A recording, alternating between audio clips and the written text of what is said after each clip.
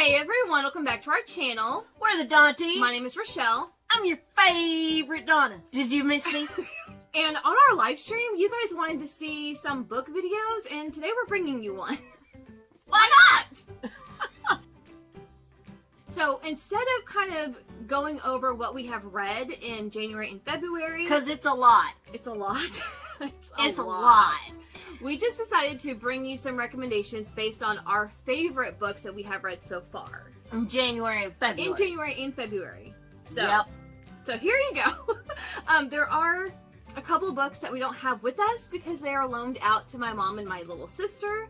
So we don't physically have them, but we are going to talk about them anyway because all of these books, like, you can't go wrong with any of these. And it just depends on what you like.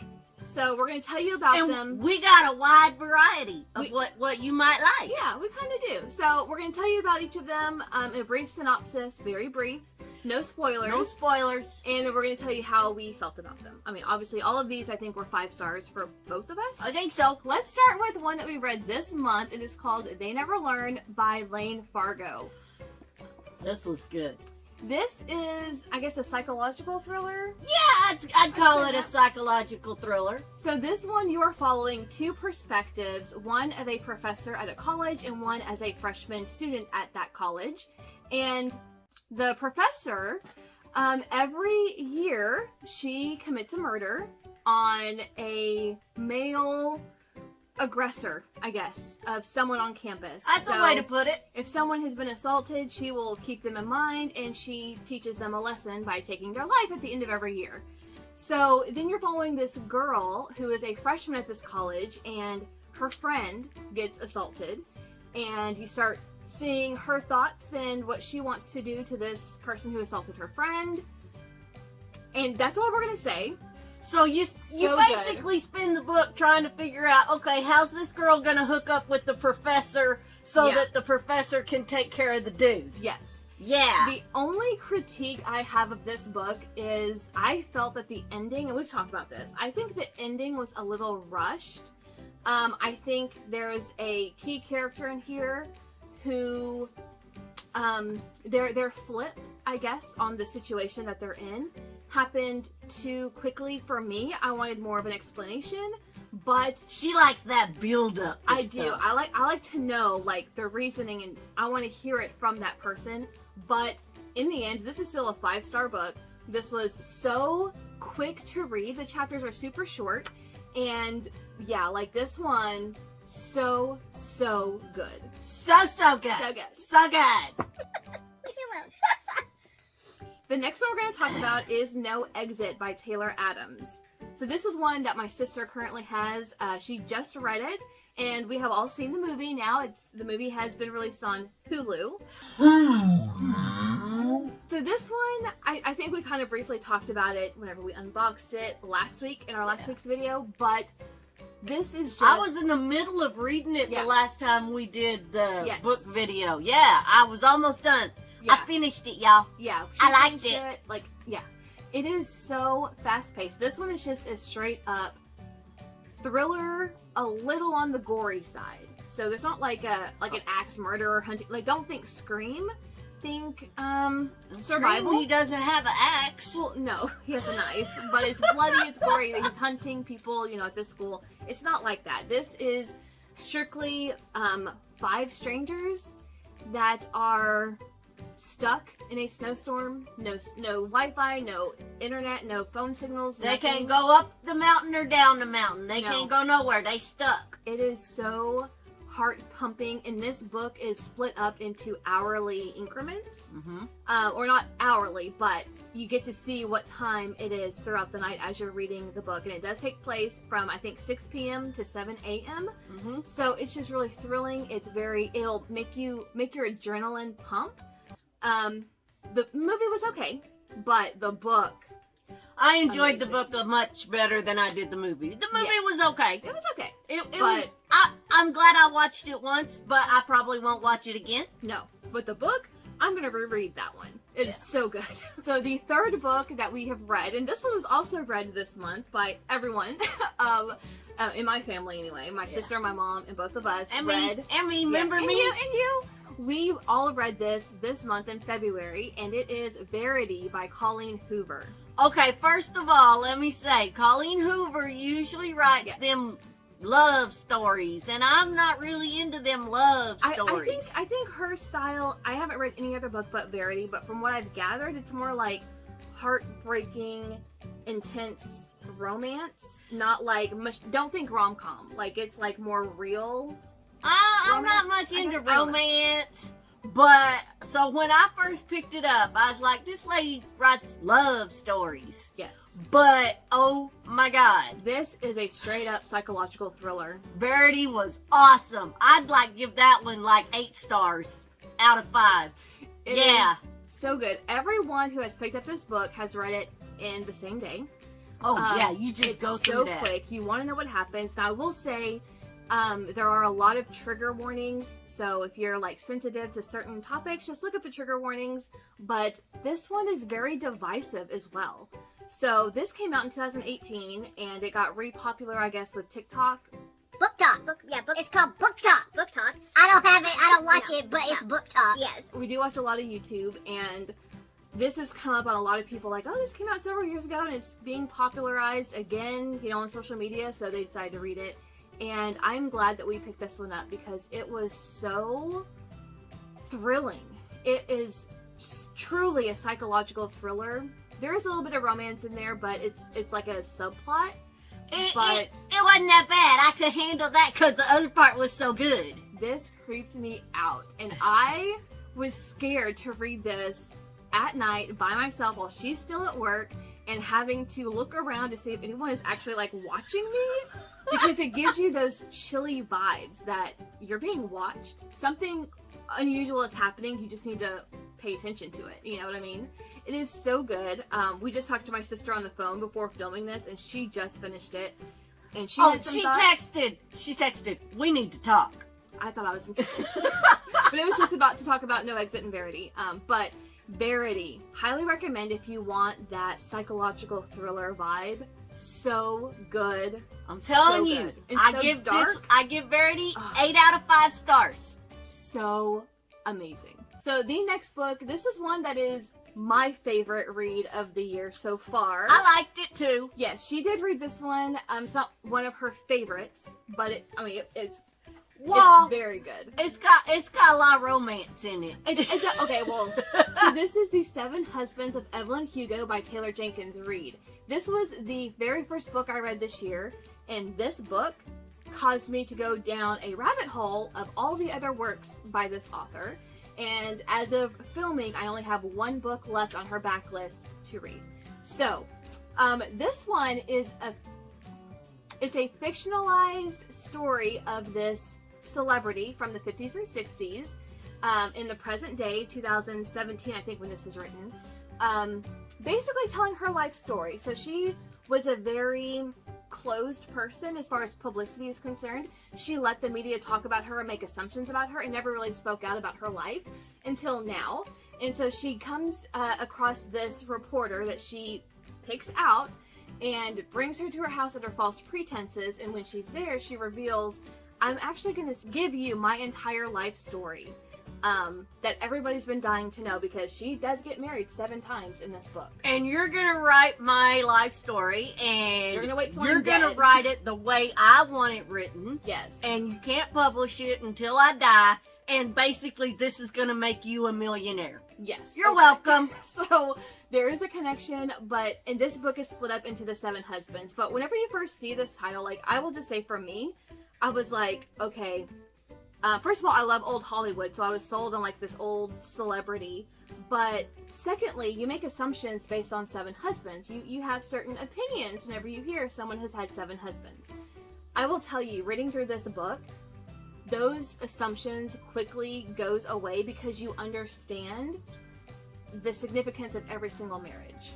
And there is a purpose and a reason, and it all makes sense in the end. And as you're going through it, or for me, as I was reading through it, I was beginning to sympathize with Evelyn and understanding and not maybe having the same assumptions I had of her before reading it. But this one is also the first book that you read this year. Yeah. She read it in a day. I read it in about 3 days because I had to put it down and like gather my thoughts as I was reading it.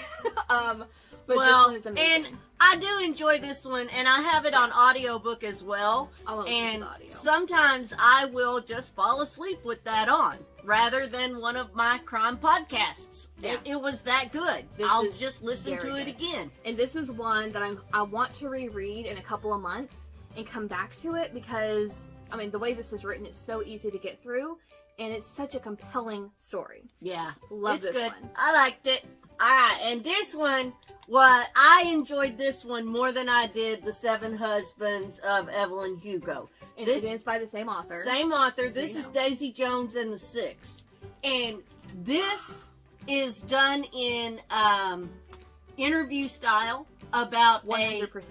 late 60s, early 70s rock band. The rise and fall of a 70s rock band. And Yes. it is so realistic that you find yourself wanting to Google Daisy Jones and the Six and find out where they are now. It's not real. And it totally is like a Where Are They Now It kind of is. documentary. You can visualize watching an interview of this Mhm. band. And I will say also, at the very end, the author wrote an entire album from their perspective. Yes, the So- album that they made in In the book. in their rise and fall. She in- wrote the whole album, lyrics out, at the back of the book. This is insane. And this is becoming a TV show. Yeah. Which has started filming. I think they've already wrapped filming. So I'm very excited to see this come to life because we will be able to hear the songs that Taylor Jenkins Reid created for this group. And the whole time that I actually listened to most of this on audio, and audio is really good because it's that interview style. Mhm. And the audio book that I have for this one is a full cast audio, so all the voices were different and everything. Yes. But this was so good. I really, Yeah. really enjoyed it. And the whole time that I'm listening to it, it reminds me of Fleetwood Mac. Yes, this is loosely based on Fleetwood Mac. She had Fleetwood Mac in mind when she was writing it. And then this one is loosely based on who? Well, Taylor. Elizabeth, your sister says think about Elizabeth Taylor. Yeah, but it's a lot of- it's not Liz Taylor, y'all. No. It's just inspired by. Yeah. But I also will say I read both of them. I did enjoy this one more because I'm more of old Hollywood type than and I'm sex, more drugs, and rock and roll. Sex, drugs, rock and roll, man. That I was not a fan of, but I never have been. It's never been my style.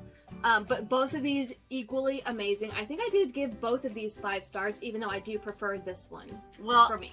I found myself while I was going through this one, whenever I would hear somebody's perspective or their point of view, Yeah. I was thinking, oh, okay, that's Christine McVie. If you know Fleetwood Mac, you know what I mean. Not me. So the last book that I'm going to recommend from my top favorites so far for this year is One True Loves by Taylor Jenkins Reid. So this is another Taylor Jenkins Reid book. This is number 3 on our list that we're sharing with you guys today because it's, again, so different. Right here, she's going to pop in a picture of her as she finished this book. Boom! There you go.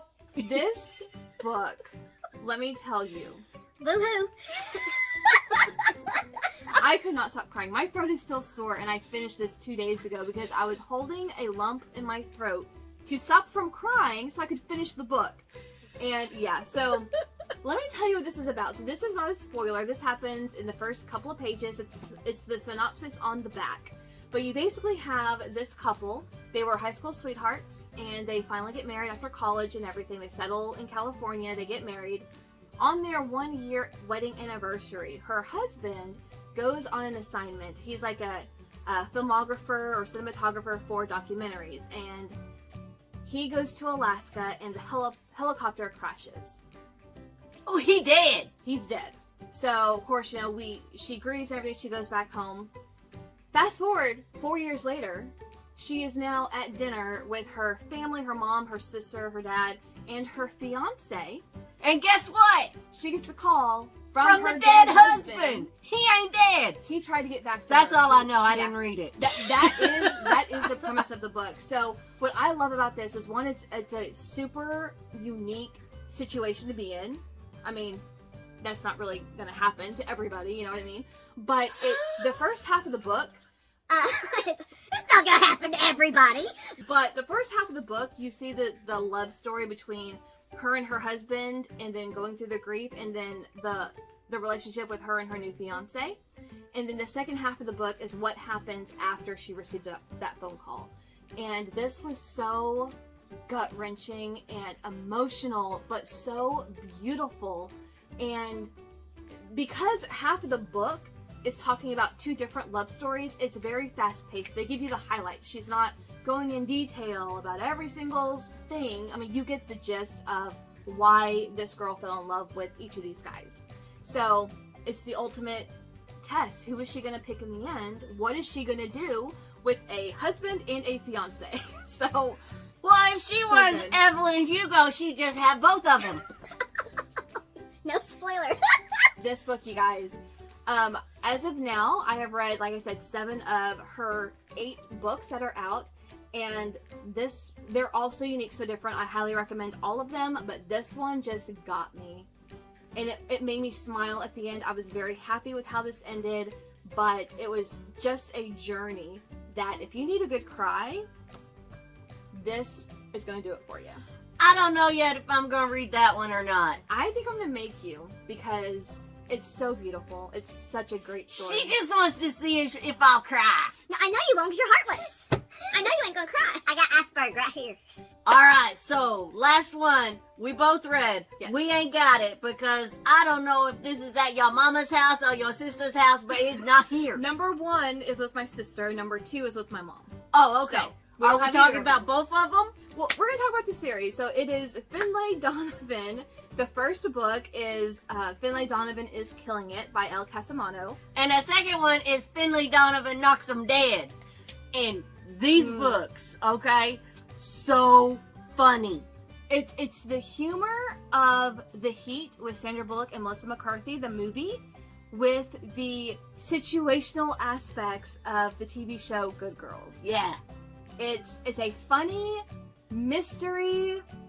Accidental things are happening, and okay, just go Okay, with now it. that happened. What are we going to do now? So what this book is about, it is about this lady, Finlay Donovan. She's an author in the book. She writes like murder, romance, like mystery, romance, murder aspects. There's cops and there's murder. The things are happening in her books. Things And are happening. She is a struggling recently single mom of 2 children, and her ex-husband is, making her life crazy. He's wanting money. Oh, from he's her. a wonderful ex-husband. He's the best. So at the beginning of the first book, she meets her publicist in a Panera Bread, and she starts pitching her idea for the book that she's trying to write. And someone there overhears this conversation and thinks Finlay, Doesn't realize It's a that book. it's a publisher in a book. no, Thinks that she's a serial killer or a contract murder Yes. for hire. yes. So this lady overhears her and slips a note in Finlay's bag and says, "I need you to kill my husband. This is his name. I will pay you $50,000." And she leaves.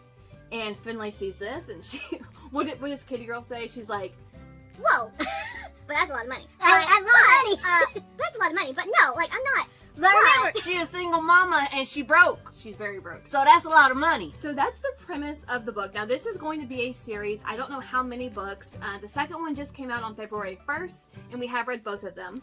The first one was amazing, and it ended on a cliffhanger that made you scream. And I think the second one was It's even better. funnier. So much better. And this is already being adapted, contracted to be adapted into a TV show or a limited series or something. It's being made. So that's very exciting. But this, it's so lighthearted, but so ridiculous, but something that you could, like, someone, this could happen. This could happen to This could somebody happen you know. to so-and-so. Yeah, and Yeah. it makes me not want to go eat at Panera Bread. And if I do, I gotta be real careful. I'll probably What you sit there say. and not talk. Probably. But it is so funny, the situations they get in. And if you love the first one, the second one is even better. Yeah. But we can't tell you what the second one's about. Just know that it is better. She knocks him dead, though. There's a lot more action. That is Finlay Donovan. Again, just hysterical, but you still have that murder mystery type of feel for. Yeah, as but well. it's a fun fun murder. time. It's It's- not a psychological thriller. No, it's not going to scare you half to death. But it's fun. So, it's very fun. Okay, so I think those were like 7 or 8, maybe 10 of our favorites that we have read so far this year. And we could go on and on because, like I said, we have read so many books, and We read a bunch. I'm picking up books that people are highly recommending. So I really haven't read anything terrible so far. Yeah, I mean, this well, year. yeah, there was one that you read that I DNF'd.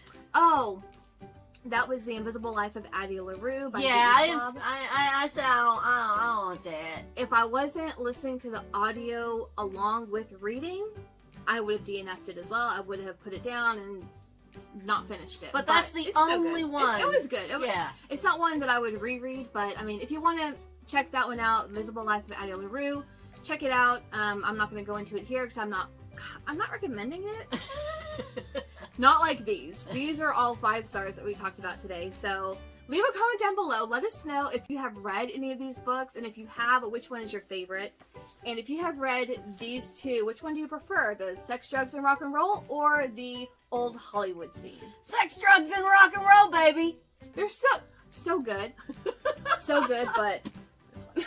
Alright, that's gonna do it for us today. Thank you guys so much for watching, and we'll see you in our next video. Bye! Bye.